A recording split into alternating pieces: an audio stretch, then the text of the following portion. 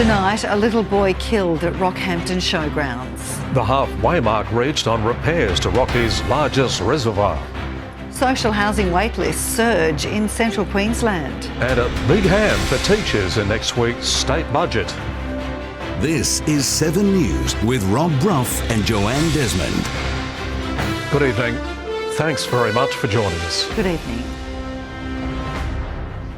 The family is grieving the death of a toddler after he was struck by a vehicle inside the Rockhampton Showgrounds yesterday afternoon. The incident occurred during preparations for next week's Rocky show. Christian Penny has more. A 3-year-old boy was being treated for critical injuries before being pronounced dead. Emergency services were called to Exhibition Road around 4:30 p.m. yesterday. A woman in her 40s was also taken to Rockhampton Hospital in a stable condition. She's since been released. Dozens of carnival workers and their caravans have descended on the showgrounds ahead of the Rocky show, which begins next Wednesday. Rockhampton Council said in a statement, it is deeply saddened by the tragic incident that occurred yesterday and that our heartfelt condolences go out to the family and loved ones. It is also currently providing support to those involved in the show who were impacted by this tragedy. They've also confirmed the show will go ahead as planned. The Forensic Crash Unit is investigating and a report is being prepared by police for the coroner. Structural repairs at one of Rockhampton's key reservoirs have reached the halfway mark. The 30-year-old Athelstane Range Reservoir supplies water to around 30,000 people in Gracemere and South Rockhampton. Rockhampton Water Councillor Edward Oram says the repairs include a new roof and the project is set to be complete by June 30. The state opposition has hinted at its plan to tackle Rockhampton's social housing crisis if elected in October. Local waitlists have surged by a whopping 160%. Dire and of great concern. That's how the Shadow Housing Minister has described Rockhampton's current social housing climate. The social housing waiting list has increased by 161% over 7 years. That's the worst in the state. Around 1,400 people are waiting for social housing in Rockhampton. It's people that you would never ever thought about in the past that would have housing stress are suddenly in a situation where they either can't get a house or if they do have a house, they can't afford to pay the rent. The Auditor General's latest report on social housing says the government lacks a model to predict future demand on the state and regional levels. There's been no planning. Nobody has really thought about what the demand would be going forward, and now we're playing catch up. It recommends the Housing Department use historical and predictive analysis, including social, economic and environmental factors to inform its planning. Rockhampton LNP candidate Donna Kirkland says her party would take that on board. To develop that land but to bring to us the housing that we need, it's important that we have that collaborative approach as well, so that we've got local governments actually working with state and federal government. The Real Estate Institute of Queensland has linked the woeful state of the housing crisis to historic lows of new social homes being built. The state government says it's committed nearly $3 billion to deliver its housing plan. Christian Penny, 7 News. 5 new officers have joined the Blue Line at Rockhampton Police Station. Some of the first-year constables were born and bred in Queensland. Others have joined the service from Victoria and New South Wales. They've already begun working in the community and will continue under the supervision of a field training officer for the next 12 months. Researchers have slammed the state and federal governments for having weak environmental laws. A new study has revealed 12 coal mine projects planned for the Bowen Basin will further endanger koala habitats. Trees as far as the eye can see will soon be knocked down to make room for a dozen new mines in the Bowen Basin, leaving thousands of local koalas homeless. Definitely urging the government to do more. A new study from CQ University looked into ways the proposed mines would harm the region's ecosystem. Concerned about the impact of new large coal mining proposals on koala populations. 1/5 of the Bowen Basin is declared koala habitat. Both the state government and the federal government have responsibility for deciding whether these coal mines and coal mine expansions can go ahead. The Federal Minister for Environment says the Albanese government assesses mining projects on a case-by-case basis, and they've rejected Queensland coal projects in the past. While the State Minister insists resource projects only go ahead if they meet strict environmental assessment criteria.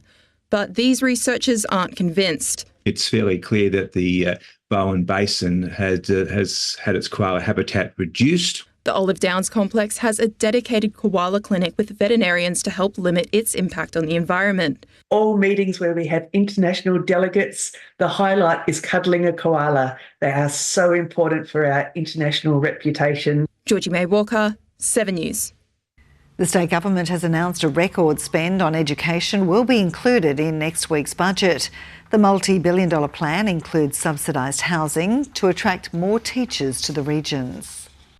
A good education is the foundation for a better future, and the state government is hoping to make that a reality by investing in young minds. This year's budget will contain a record $20.9 billion investment in education for Queensland. $1 billion will be spent on delivering better learning environments, especially for students with a disability. And more than $45 million will subsidise teachers' housing costs over the next 3 years.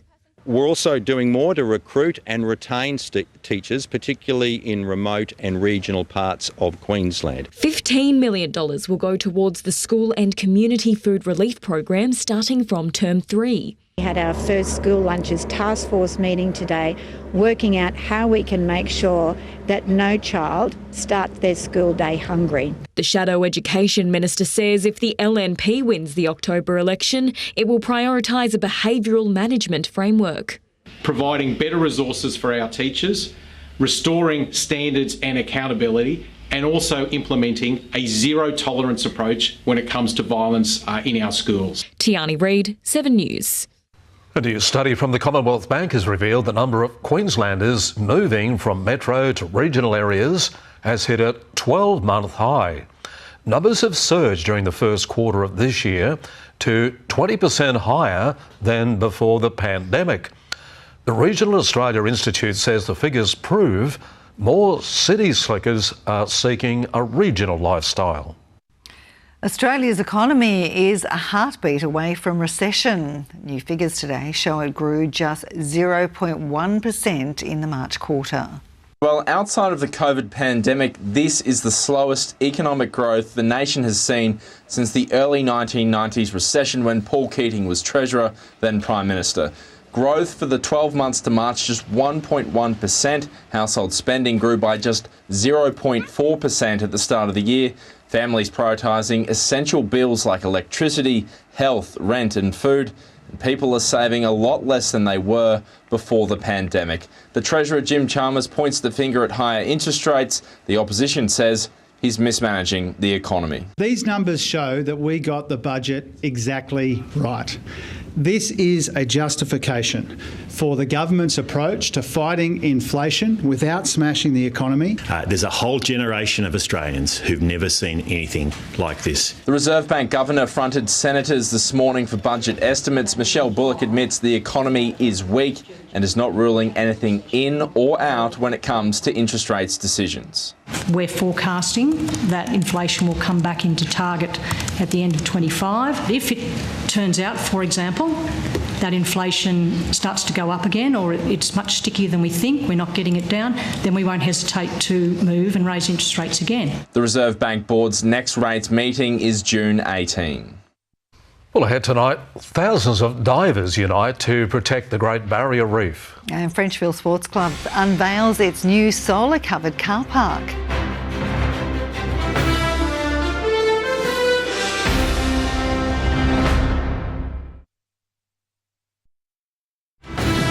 Central Queensland turns to 7 News to keep up to date on local issues, and we want you to be a part of it. If there's something happening in your street, your suburb, we want to know about it. Send us a message or drop us an email. Thanks for joining us here on 7. 3,000 divers from across the East Coast have launched a charity group in a push to prevent further damage on the Great Barrier Reef. Divers for Climate say they bring a unique perspective from beneath the surface, and they have the stunning images to prove it. The Great Barrier Reef is on the brink of its 5th mass coral bleaching event. And the people who see that coral up and close every day are now calling for action. We're doing two things. We're celebrating World Oceans Week, which is this week, and we are launching officially the group that is Divers for Climate. We have been a community group for a few years and we've just become a registered charity group. The 3,000 members spread across the length of the reef say their biggest advantage is their personal connection with the underwater world. The Australian climate movement is still really kind of missing this piece that is what's happening underwater and kind of hearing those climate stories from people who are witnessing climate change in the face. Stories like coral wilderness and the rapid disappearance of kelp forests and seagrass. And they're letting these incredible pictures do the talking, gathering in Cairns last night to launch a film shot from their own perspective. A brilliant documentary that's been put together by some of the most passionate people that are working to look at how we can best support the system as we're facing more and more threats.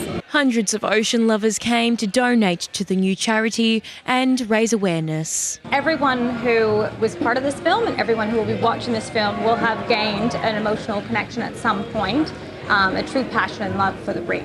Christina Pooljak, 7 News. Frenchville Sports Club officially unveiled its new solar-covered car park today, marking a significant step in the commitment to sustainability. Chairman Graham Brady says the facility not only provides sheltered parking, but also reduces the club's carbon footprint and energy costs. It gives our members some comfort when they come here, especially in summer. They'll have some comfort now with going back to their car knowing that it's going to be much cooler than what it was in the past. The solar-covered car park is part of the club's broader master plan. Regional Queensland's future farmers have taken to the stage at the Next Generation Elders Farm Fest breakfast. The young guns swapped ideas on best practices for growing crops and working with cattle to get top results at the sale yards. The Coggan family are 5th-generation farmers, with their links to the land dating back to 1937. 24-year-old Tom Coggan shared his part in the journey in the elders' tent at Kingsthorpe Park today. Always amazed and fascinated by what we do at home. Always have asked a gazillion questions on everything, right from when I was little, when we were loading cattle or planning or whatever with Dad. Farmers from across Australia listened and gained valuable insights from industry leaders and experts in a panel discussion during the sold-out event. Sustainability and profitability have to be used in the same sentence, is my strong belief. It was a chance to talk about what is working on the land, like the advancement of agricultural biology, with farmers seeing great results in harvesting from healthy soil. The beauty of these in-person events is that you get 100-odd people that come together. We have just amazing people in agriculture, and I think the thing that we don't really talk about is we've got generations of knowledge that has been passed on. The breakfast is part of Farm Fest, a 3-day agricultural event held each year. It is the biggest opportunity to get to meet and greet customers and the networking through other young people. Ben Meehan, 7 News. OK, sport. No guesses. What are we going to talk about? Yes. Big 24 hours of origin about to kick off, Nathan. Oh, you could say that indeed, Broughy. Not long until game 1 in the men's kicks off, and then tomorrow it's simply must win for the Queensland women's side and their 2 Capras. We'll have plenty more on that next. And the CQ Cowboy looking to get his Maroon side off to a dream start in this year's PBR Origin.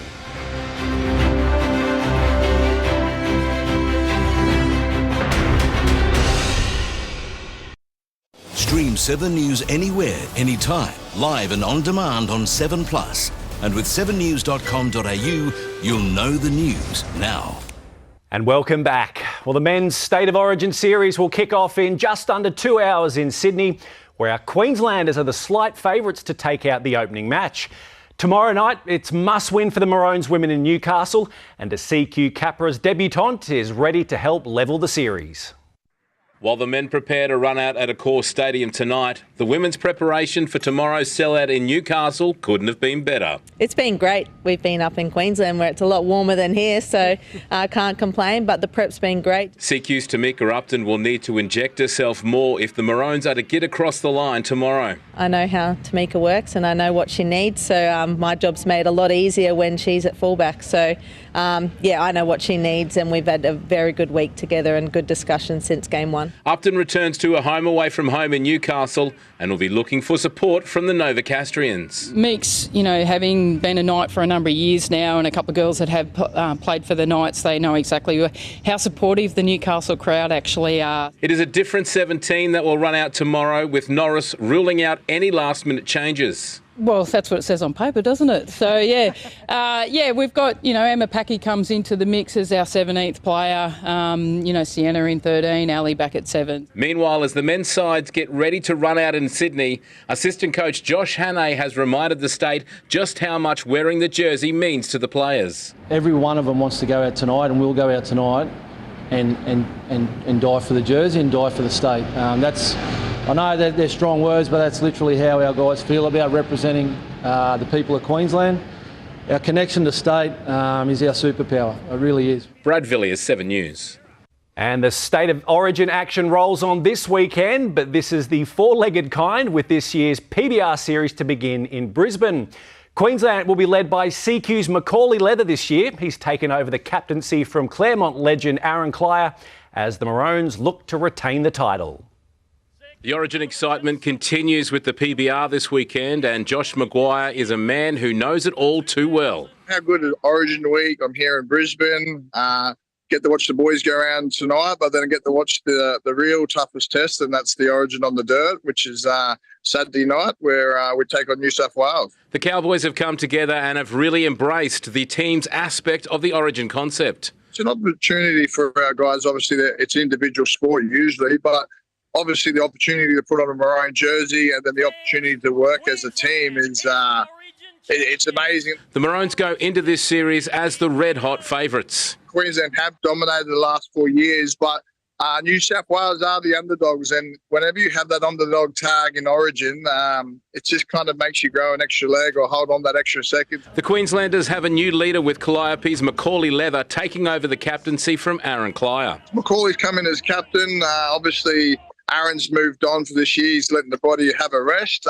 Would like to get Aaron back at some stage. He's a stalwart of the PBR Australia and an amazing rider and human being. And the former Maroons enforcer is naturally backing the Queenslanders out on the footy field tonight. I think it'll be closer than what we expect. I'm thinking 14-10 Queensland's way. I think our kicking game's going to be the difference, and I'm picking Reece Walsh for man of the match. Brad Villiers, 7 News. And I think an entire state is hoping you're right on that one, Josh. Enjoy the game. It's going to be a beauty. That's it for sport. Lovely. Thanks, guys. Thank you, Nath. All right, stay with us after the break. Livio joins us and he'll have all the weather details.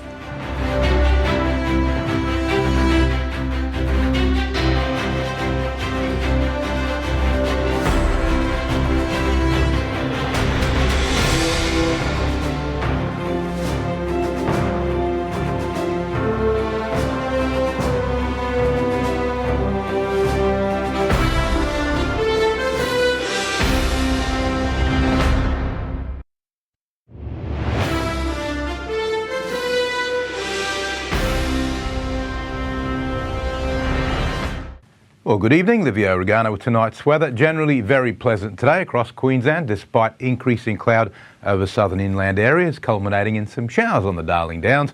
One or two of those showers may reach southern coastal areas tomorrow ahead of a clearing change on Friday, leading to a cool but sunny weekend statewide. Rising moisture levels have lifted our minimum temperatures, especially inland. The mercury fell to 4 degrees in Billawheeler early this morning, and 10 at Rocky Airport, a bit warmer than yesterday. Max temps once again about average. On the satellite loop, you can see that big band of cloud advancing from the west. Notice it's a lot more broken than it was this time yesterday, so the system producing it has weakened slightly, but it has managed to get some of those showers almost bordering on thunderstorms getting into the Maranoa and Darling Downs. You can just see them pop up there. Tomorrow we'll see a couple of those reach the coast. It won't be too much, and maybe the granite belt. The tropics should stay dry the whole time. So today's chart. High pressure system, it's offshore now, it's only a weak one anyway. We've got a low sitting inland. That's actually part of a broad trough, which reflects the upper system. It's only a weak system, as I said, but it is making the winds pretty light. You can see the open isobar pattern. So once again, we did have fog and frost this morning. Tomorrow's chart, the trough moves offshore a little bit ahead of schedule. So we come up with a cool change, probably a little bit later in the day. This is the day, if any day, we'll get a couple of coastal showers over southern Queensland, probably not that many. Then on the outlook chart, the trough the trough is well and truly out to sea, and the new surge of southwesterlies brings the temperature down and a lovely sunny weekend right across Queensland. Now the latest from BOM, boating forecast for Capricornia waters, light variable winds tomorrow, under 10 knots, beautiful day. Friday, southerlies 10 to 15 knots, still pretty good. Saturday, again, southwest 10 to 15 knots. Now it's new moon, so the tidal range has reached its peak. The morning high tide will be very high, the afternoon low tide very low, and the evening high tide is going to be huge. Capricornia district, sunny day after some fog in the south. Gladstone 25 degrees. Rockhampton 11 to 24. Billawheeler and Yeppoon 23. Central Highlands and Coalfields mostly sunny. Again some fog in the south. Emerald and Claremont 22 degrees, Moranbah 24. Looking ahead for Rockhampton, the next cool change arrives this Friday, only subtle, affecting mainly minimum temps. All the evidence points to a stunning weekend with crisp mornings and bright blue skies continuing well into next week. Nothing more I need to say for now, except to enjoy whatever weather comes your way, or at least make the most of it, and certainly don't complain about it because nobody can change it, least of all me. Catch you tomorrow. Now it's back to the team. Yeah, good on you, Liv. Thank you very much, mate. Enjoy the footy tonight. Go Queensland. We'll catch you tomorrow night. And also just a reminder, you can watch a replay of our news on the 7 Plus app or check out our page 7news.com.au. And from all of us here, good night. Good night.